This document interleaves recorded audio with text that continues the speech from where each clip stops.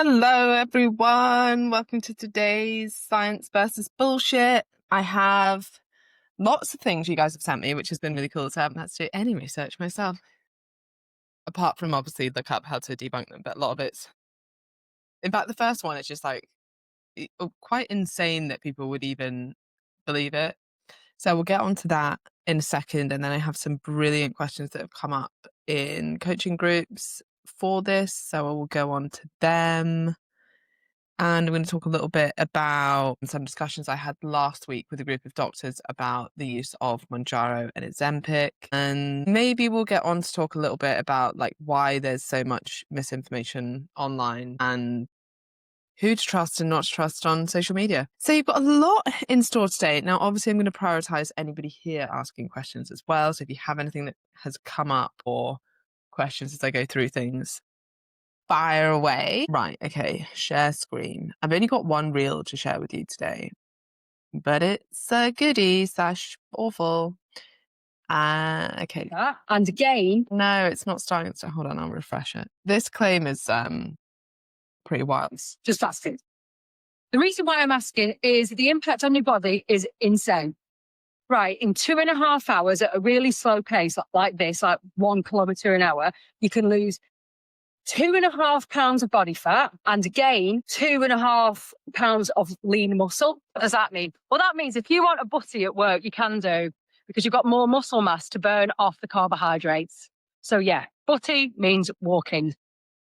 So wait, anyone watching, can you just tell me if you actually could hear that? Because now I don't know if like that actually plays. But anyway, basically, this is someone saying that walking pads, even at very, very slow walking speed, so like 1 kilometer an hour, will allow you to burn. Apparently, this is just like out of thin air. Like, what did she say?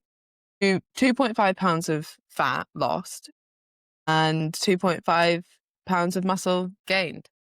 If anyone has ever tried to gain 2.5 pounds of muscle, it's a very hard thing to do. And you're certainly not going to do it walking on a walking pad. And then I was just trying to think, would anybody gain muscle walking on a walking pad? Now, the only situation where that would plausibly even happen is if you had been, for example, like completely bedbound and now you're even just resisting gravity. Like that might be enough stimulus on that muscle to actually build muscle. If you're someone who walks like during your day generally, then just walking isn't going to be enough to stimulate muscle growth. Certainly not 2.5 pounds of muscle growth. That's like absolutely ridiculous. And also, as we all know, like fat loss comes back to energy balance. So yes, you might lose 2.5 pounds of fat if by being on the walking pad, I don't know, it means you eat less and you create a deficit. Now, the amount of calories that you're going to burn on that walking pad, walking at such a slow pace, isn't actually very much. I mean, you're going to burn more than if you were sitting around. And I think being up and active and your metabolic health, like I, for the record, am a huge fan of walking pads or breaking up sedentary time with doing some kind of movement. But to suggest those outcomes is like, yeah, mad. And then interestingly, like the person who sent me this, by the way, thanks for sending it. I've actually been sent this 3 times, but one of the people who sent me it was like, I'm so confused. And I just think it's a bit like, if anyone is taking this woman seriously anymore after saying something like that, it's quite insane. I don't even know where she's like pulled those numbers out of either. So yeah, I think just be careful where you're getting information. If it sounds too good to be true, it normally is. And that goes for like kind of all information, really. Certainly true if you're like, I don't know, thinking of investing in something as well. It's like one of the best pieces of investment advice I've ever got is if it sounds too good to be true, it normally is. So kind of similar with your fat loss advice. Like if someone's like, yeah, you can just do like walking at 1 mile an hour and hey, you're going to build a load of muscle and lose a load of fat. Like you kind of got to think like, if that was going to happen, wouldn't have that happened already? Like getting in my 10,000 steps a day type vibe. But what's interesting about this, and maybe I will come on to talk about this now, is that it's a good example of what does well on social media, which is like extreme views, right? Nuanced views where someone's like, hey, you might want to get a walking pad. It might improve your metabolic health. Probably not going to have that much impact on fat loss, but might be worth getting. That doesn't really do that well on social media. It's not big enough. It's not bold enough. And actually, I would go so far as to say most people, and I'm going to say most because there are some people with huge followings that put out really good information, but most people with big followings actually put out the worst information. And the problem with that is that most of us, either consciously or subconsciously, think if someone has a large following, we kind of give them authority for that, or we give them some kind of credit for that. And when you think about what builds a huge following, which is usually being quite opinionated, usually saying things that are quite extremist to get in front of people and to draw attention, actually, that's misinformation. Like misinformation tends to build a big following. So you kind of have this weird disconnect now on social media and in the fitness world where, or in, I guess, in other worlds too, but just sticking to like what I know here, where the loudest voices with the biggest followings are often giving out the worst information. And I'm sure that people come to mind for you now, but it's because they have an angle, because they have an agenda, because they're extremist. They've built a huge following. And because people then give them credit for the fact that loads of people follow them as if there's some kind of authority figure, then we get like even more spread of misinformation. And actually, some of the best advice I see is from much smaller accounts that are way more nuanced, that actually want to share good information. So yeah, a few people here saying Scary really is, she's very popular, and that's absolutely wild. So I do agree, like it's awful information, but with this one, I don't mind it as much because actually I think most people could do with sitting less and getting a walking pad. So it's generally like the outcome's generally going to be good. When it's like, I don't know, spend all your money on MCT oil, which is doing nothing for you. And for some people will even make them gain weight, especially if they don't really understand what it is or how to take it because of the extra calories in it, then, that's not a good thing. Or even actually one of the questions here is everybody at the moment is saying I should change my coffee for electrolytes in the morning. What are your thoughts? Now, coffee seems to get like quite a lot of hate at the moment. And I think it's what's the right word or phrase?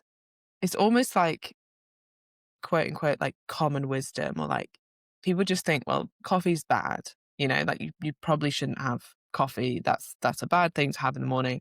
And actually like something like electrolytes is a better thing. But when you look at the research, when you look at the truth behind this, moderate coffee consumption, even up to actually quite high coffee consumption, but I'm not going to suggest that for various other reasons like the caffeine content, but coffee consumption is linked with better cardiometabolic health outcomes. Like it is linked to lower all-cause mortality, full stop, and lower all-cause mortality from cardiovascular disease. So if anything, what the research is showing is that like consuming coffee is a good thing. Now, don't take this to the extreme of like too much of anything is a bad thing, right? But from what we know, the inclusion of coffee is a good thing. And this isn't so much the coffee. Well, I guess actually it is the coffee per se, but it's more about what's in the coffee and a word that has just escaped my mind. Isoflavonoids and some of the micronutrients within coffee have a positive impact. And then when you look at electrolyte drinks, they're only really useful for very specific needs. So if you're someone who's training for a very long time and losing a lot of electrolytes in sweat, then it might be useful to take. If you're someone who has recently had sickness or diarrhea, and again, you've lost a lot of fluid, you've lost a lot of electrolytes, then it might be a useful thing to take. If you're someone with POTS, which is a cardiovascular condition, again, it might be something that would be useful to take because it's often suggested that they try to increase their blood pressure by having a lot more salt in their diet, and an easy way to get more salt in your diet is to take electrolytes. Outside of those things, like I wouldn't be recommending it to the general population. And that's because most people are already consuming too much salt. And then you're adding in more salt to their diet, which is not a good thing. So I certainly wouldn't be like blanket recommending that everyone drinks electrolytes. And then the other kind of worrying thing that I've been noticing more and more now is that because a lot of them taste quite nice, like until very recently, no one was consuming electrolytes. And the first point I want to make about that is that everyone was absolutely fine. The second point is that that's because electrolytes generally tasted awful because it tasted like drinking salt water. And I actually saw a complaint about this on, I think maybe it was like My Protein or something. It was just like, these electrolytes just taste like salt water. And I'm like, yeah, that's because like that's what it is, right? But now that they're better at masking the taste, And actually, a lot of them taste quite nice. I've seen people drinking them as a replacement for like juice and thinking, oh, it's a good thing to consume. So even if I have like 2, 3 sachets a day, well, if you're having 3 sachets a day, that's like your whole sodium intake for the day, depending on the dose. And then even more worrying than that is if you're having a lot of potassium, that can be acutely quite bad for your heart. So, it can give you things like heart palpitations, etc. So, um, it's definitely not something that you would want to mess around with or be taking in high doses. And if you are someone who's like drinking it like juice, I would be stopping. Now, I don't want to fearmonger, so I always like to kind of caveat all of this. If you're having one electrolyte drink a day, you're probably fine. Now, if you know that you already have high blood pressure, or if you're someone who is at a high risk of cardiovascular disease, then I wouldn't even be having that. But it's just not something I would include. Most people are, like I said, are already getting too much salt in their diet. So you probably don't want to be adding even more. Caveat to that, if you're like a high rocks athlete, you're training numerous times a day, you're losing a load of electrolytes, like for sure, maybe you should be including this stuff. But generally, no. Why is this industry so unregulated? The amount of unuseful false information is harmful. Yeah, and sadly, I kind of think that most industries are probably like that. I only know this industry, but I know that there's quite a lot of beauty products that are very similar with like either no active ingredients or massively overhyped active ingredients, and people are wasting a load of money on them. I know that, like, for example, a lot of the information about like the financial industry or investments and things, which is why I was like, if it sounds too good to be true, it normally is. If you've got some trader popping up, be like, I can make you £10,000 a day by just like following my tips on this trading platform. Like, again, that's very unlikely to be true as well. So I think this happens in many industries. I think that the fitness and supplement industry is, maybe it's because I don't know if I'm seeing it through my own lens and my own echo chamber. It seems much louder, and I guess everyone has some kind of interest in their own fitness. And if you are sold that you can just take a supplement instead of doing the hard work, then that's obviously quite a tempting thing. Back in the day, we would just put salt into orange juice. It was vile. Yeah, I remember doing that when I was running. Again, probably didn't even need to do it because I wasn't particularly doing a lot. But yeah, back in the day. Okay, so what else do we have questions wise here? Yeah, what I was going to talk about is last week I went to a really interesting event about the use of weight loss drugs. So Ozempic, Wegovy, Mounjaro was like most of the ones that were being discussed. And what was quite nice is it was a room full of doctors. So I was like the only kind of fitness person there. And everybody spoke about exercise. Everybody spoke about maintaining muscle mass. Now, it might have been like a coincidence, but there was, like a good amount of doctors there that were all talking about these things and the importance of these things. Everyone was talking about taking it slower rather than doing it quickly, which again, I thought was a really positive thing. And trying to get people on the minimum effective dose as opposed to ramping it up. Now, when you point this out, it's somewhat unsurprising, right? But the more of a drug you take, the more likely the side effects are going to be. And when you're thinking about drugs like weight loss drugs, one of the main side effects that we're seeing, one of like the scariest side effects, is really just the side effect of extreme weight loss. So I would say the main, and from the people I've worked with, which is a lot at the moment, the people that are getting the worst side effect or decide to come off the drugs are the people that are struggling to eat enough. So they have ridiculously low energy. Their mood is very low. There's interestingly quite a lot of like social isolation. So if you can imagine that you're only eating, say, 800 odd calories a day, and then you kind of stop eating with your family, you stop going out for meals as much. When you go out and have a drink, you become drunk very quickly because you're obviously not eating very much.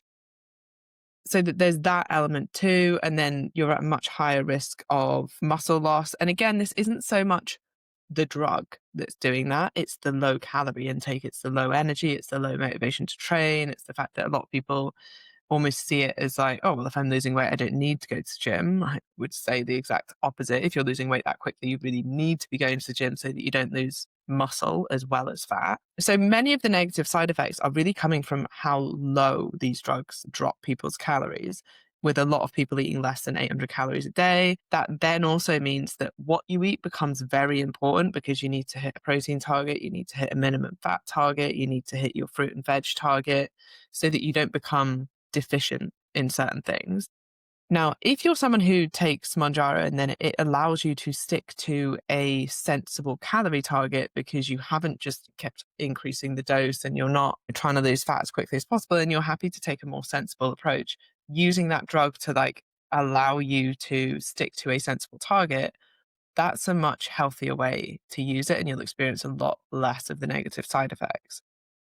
And then the other really interesting thing that came up, but I've since done like a bit of a deep dive on this. I actually don't think this is happening, but there was some suggestion that people become somewhat resistant to the drugs, which initially, when I was listening to this person present, I was like, kind of makes sense because you see that in a lot of other hormones. So GLP-1 is a hormone. It wouldn't surprise me if it acted on a tissue level in a similar way to something like insulin, where you would become resistant or your tissues start to become less and less sensitive to insulin over time when it's elevated for longer periods of time than what's normal.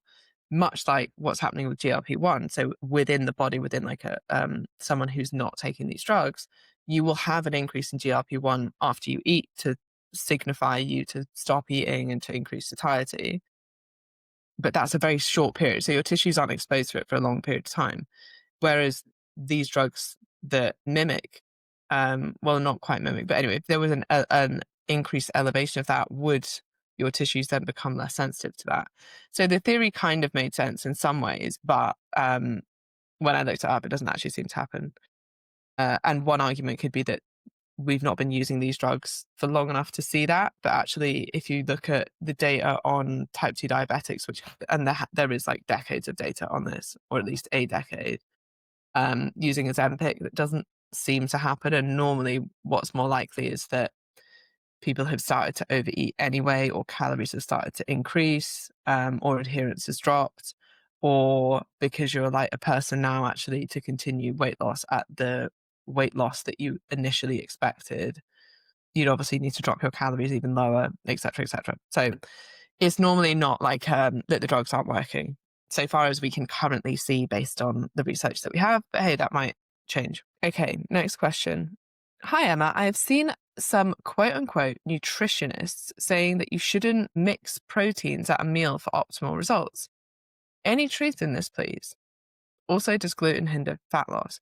Okay, so when I read this before I came on, before I was online, I thought it said you should mix proteins. And I thought, okay, yeah, if you're a vegetarian or a vegan, it does make sense to mix protein sources because vegetarian and vegan protein sources tend not to have a full essential amino acid spectrum, whereas animal sources of protein do. So if you mix them, then often you can combine the amino acids in each of the protein sources that you're mixing, and then you'll have this full amino acid spectrum within a meal.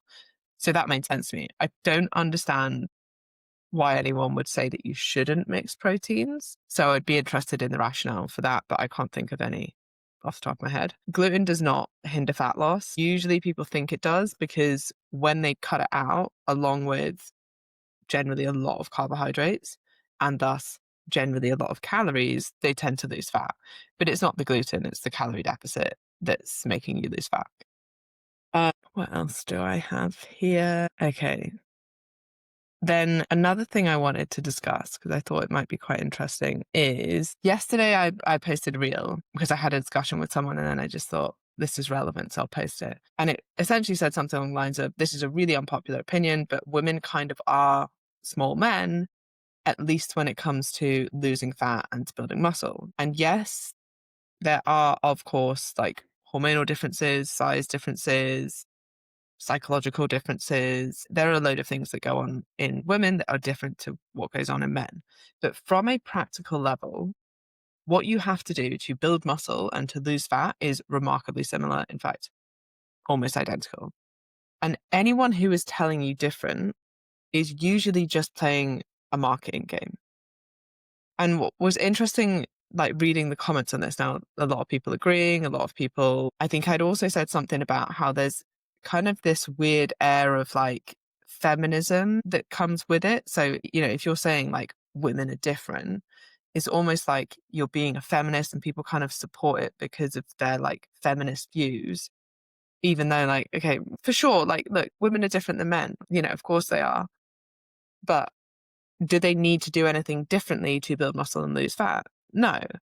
And one of the comments was like, I get what you're saying and presume it's a simplistic view against Dr. Stacey Sims. I mean, if the shoe fits, then for sure, wear it. However, I believe that everything she stands for is based on scientific research and has made huge leaps in explaining the important differences that women need to know and appreciate. But what I would suggest everybody goes and does is go and listen to the Docs Who Lift podcast. They had a debate between Stacey Sims and Dr. Lauren Colenso Semple. I think I said that right. And it was a really interesting debate. And basically the crux of it is a lot of the information that Stacey Sims puts out is really based on very either like rodent models, but sometimes not even rodent models. It'll be like she'll base it off the fact that, I don't know, cortisol is higher, and then maybe jump to 10 different conclusions based on that. Or you're like, because cortisol is higher, that must mean we shouldn't train fasted. But actually, none of the research shows that. And we have a lot of human research, human data showing that you can build muscle training fasted, and there doesn't seem to be any negative outcomes to that. Now, obviously, on a personal level, if you don't feel good training fasted, don't train fasted. But she's looking at very specific, like molecular pathways often, or like responses in the brain, and then being like, well, this must be bad, and thus you shouldn't do this. Actually, the data that we have in real human beings doesn't show that. So she's making huge, huge leaps. And then what's interesting is like, if you're saying that women aren't small men, but you're using like animal models to prove your point, it's like, well, women are also aren't rats. So like there's, again, and often ironically, some of those rat studies aren't necessarily done on only female rats. So again, like huge leaps. So I can't think that there's like, I guess there's not that much more to say on that point. Someone else commented, nonsense, men do not grapple with estrogen and its effects on sleep, insulin levels, high blood pressure, etc., and its impact on fat and fat loss. This is absolute nonsense. Now, I partially agree with this. Obviously, I don't agree with the nonsense part. Like, yes, hormones do have an impact. Yes, estrogen does have an impact. But does it have an impact to the extent that we would have to do anything differently?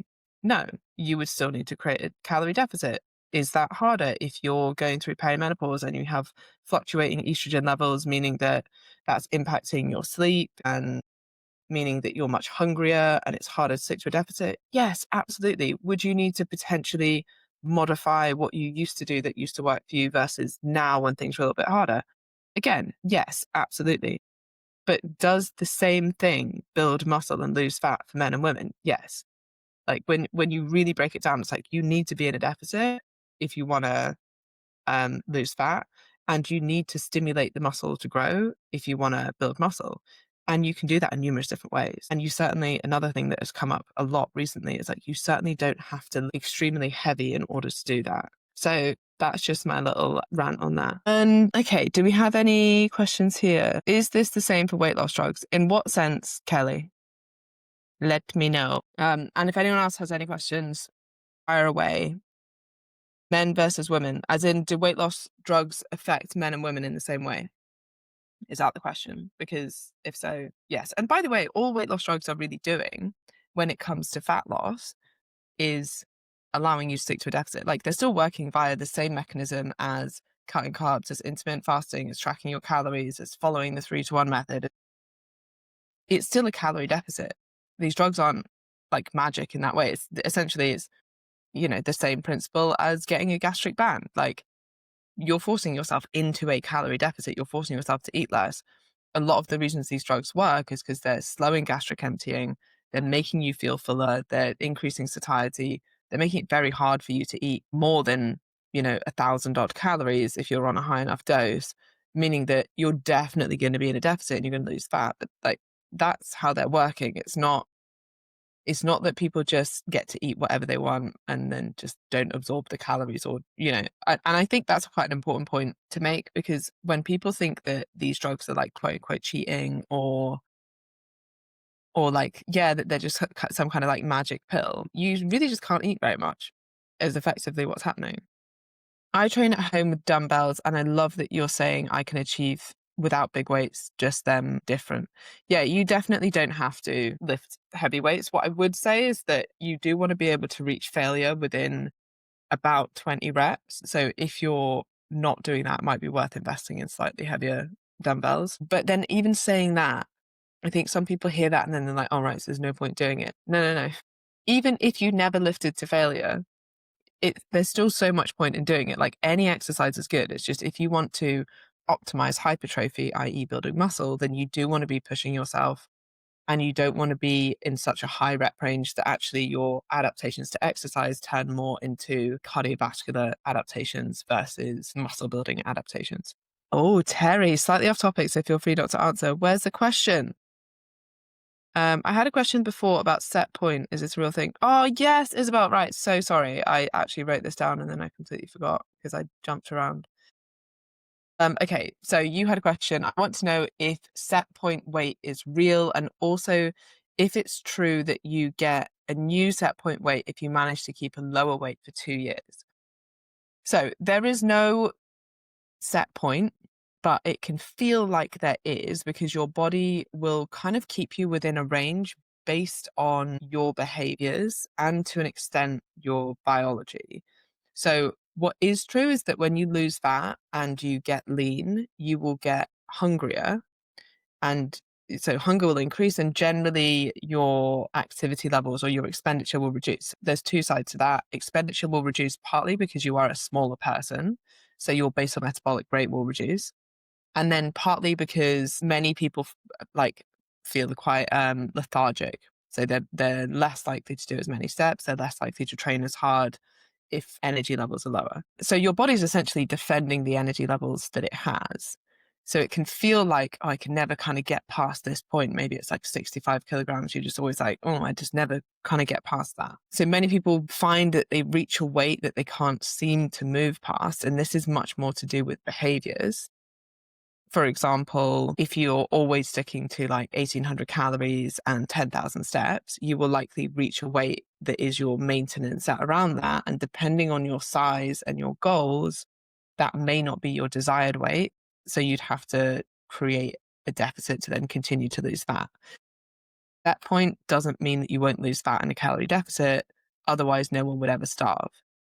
Now, this like 2-year thing, and I think this is more of an example of like people have noticed an observation and then like made a theory behind it. So with this, it's like after 2 years, you might find that actually your habits are pretty ingrained. You're pretty consistent with your weight loss. Like I would say it's not a bad rule of thumb in terms of like if I've worked with a client and they've maintained their new weight for 2 years, I'm like, they're pretty set. Like I don't think they're going to regain the weight. If it's been like 6 months, okay, like maybe, a lot of people kind of lose the weight, maintain it for a bit and then regain the weight. If it's been 2 years, like these habits are normally quite ingrained. So you're much less likely to then regain it. It's not really got anything to do with set point, much more to do with your habits and your behaviors. So hopefully that answers that. But if you do have any more on that, fire away. How much do you think coaches contribute to the narrative that thinness equals worthiness by posting transformation photos? Do you think it's damaging or useful? Such a good question. I actually think it's probably both. I can see the damaging side. And again, there's so much nuance in this because some people will see a transformation photo and think, wow, if they can do it, I can do it. And that's often like the clicking point for someone like signing up to a program or finally like taking the plunge to go to the gym. And they maybe see that before photo and they're like, wow, that person's like me. Or maybe like that person's, bigger than I am now. So if they can do it, I can do it. And it's really motivating for people. And then I think you're right. There's also the other side of it of like, okay, you are almost saying, well, you're not saying this, but it could be interpreted in this way of like, what matters most is how you look. And here's a photo of how you look from this person to from a bigger version of you to a smaller version of you. When actually probably the main benefit that you got was like the change in your behaviors, the change in your health that you can't actually see, the longevity to your life, the way you think about yourself, your confidence, your ability to exercise, like all of those things, which are way more important than just what you weigh on the scale or how you look for that matter. But then you do also have to accept that social media is a visual platform. So as much as I will often try and talk about client wins and like what they've got mentally from it and mindset changes and how much happier they are and their increased energy levels, which are always things that clients talk about that they're way more excited about. They're like, this is the biggest thing I got from doing Commit to Six, for example. But unfortunately, transformation photos still really work. And sometimes the reason that I would post them, and I don't post them a lot, but it's partly because I want to attract the people that want that. Like I want to attract the people that are usually just yo-yo dieting and go from one thing to the next. And they do want a physical transformation, and that's fine. And like, yeah, exactly. Like if that's what's going to attract them in, it's kind of like, we'll give them what they want and then give them what they need. And the truth is, most people who come to me initially come to me for fat loss and they leave with so much more. But the reason they clicked buy is not the mindset wins and was not the improved energy and was not the enjoying your life more and was not the improvement in relationship with food. It was, I want to look different or I want to lose fat. And that's okay, because then once they're in and I get to coach them and I get to brainwash them, and yeah, we're going to lose fat, but we're also going to improve your whole life by giving you more energy to enjoy your life and not over restricting diet and showing that you can lose fat and maintain fat loss while you enjoy your life. But realistically, that wasn't why they came. So sometimes you have to kind of play the game a little bit to pull in the right people. Like I really want the people that would have otherwise gone to some shred program. And if I'm not willing to market in that way, then sometimes you're kind of shooting yourself in the foot, because you're only going to attract the people that are already kind of on the journey of like, oh, the mindset side and the energy side and the feeling good side and the balance in life side and the relationship with food side is actually really important. But they're only going to sign up if they're already at that place. Like I want to take someone from being like, do you know what, normally I do a summer shred or something, to this time I'm going to do it a little bit different. But they still want that physical transformation. They still want that physical result. And then once they come into the program, they see that there's so much more. So sometimes you do have to play the game a bit. But I do think for some people, photos can be quite negative, but I don't think it's as clear as like everyone will find this negative. In fact, I think a lot of people find it really motivating, and sometimes that's like a catalyst for them to change. But anyway, very good question. Interested in your thoughts on this as well. And if you do have any thoughts on this, please do Instagram me at ESG Fitness. I'm going to wrap up today. That's been awesome. Thank you everyone who came live, and I will be back to, what's the right term again? God, I've done too many calls today. Debunk some stuff next week. All right. Bye.